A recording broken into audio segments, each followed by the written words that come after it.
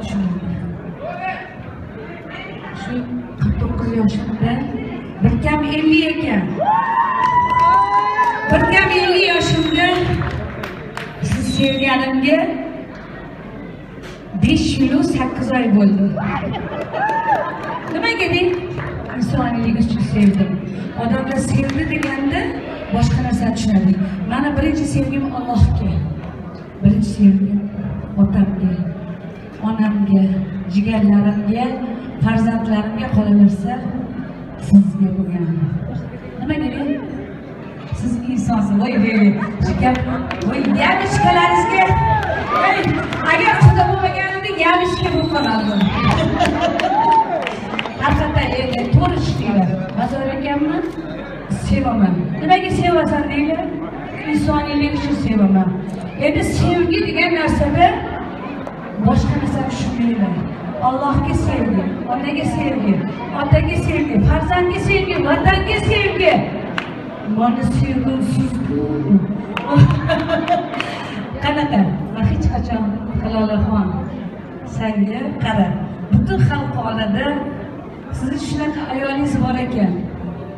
Nimaga sizni qizingiz oldim bilasizmi? Shunaqa ayolingiz borligi uchun. Shunaqa joningiz borligi uchun. Qalbida 1 gram emas, 1 milligram ham bunda hech qanaqa mikrob yo'q. O'shaning uchun mana kallam zo'r ishlaydi. Kim bilan xudo bo'lishni bilaman.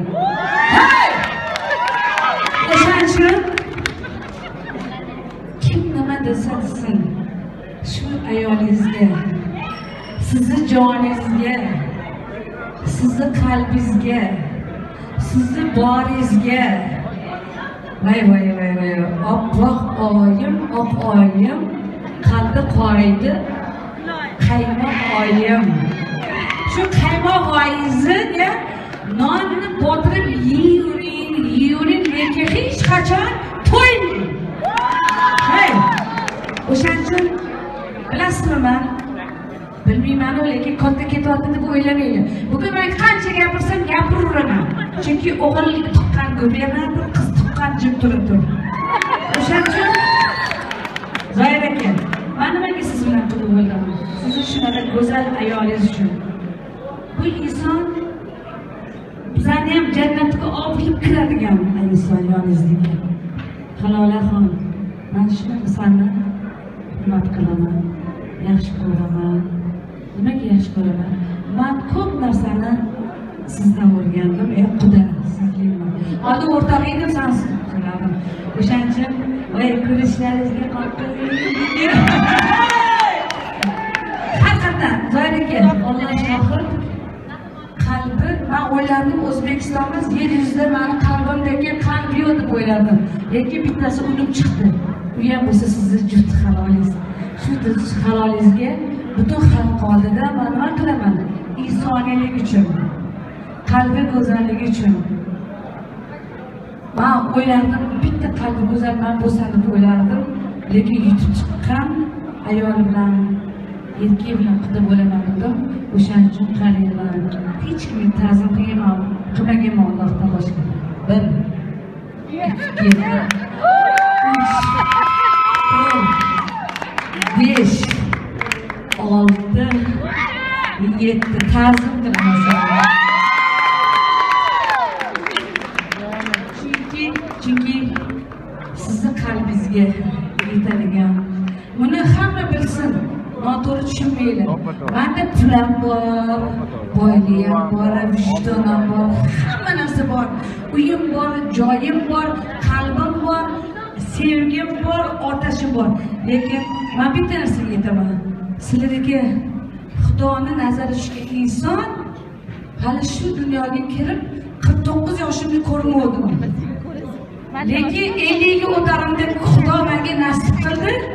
100 da o'tarimda sizlar bilan birga bo'lib, namoda chut do'stlar ana jannatga bo'lsa tortib keting. Sizlar jannatga insonsizlar. Sevaman sizni. Harolingiz oldida aytaman. Sevgi Allohga, sevgi onaga, sevgi otaga, sevgi mehr farzandga, sevgi nimaga. Lekin aqli bor inson to'g'ri tushunadi. Bir xil sevgisi av deydi yo'q, emas. Wow. Hammasi nima? Sanjib. Sen asfalt ushlashga haqqing yo'q. O'shaning uchun men aytyapman, omadingiz bo'lsin. Zoir aka, bitta juft halolingizni oldi, labingizni olib qo'ying. Peshingizni olmayman. Ta'zim qilaman, Hilolaxon. Nimaga?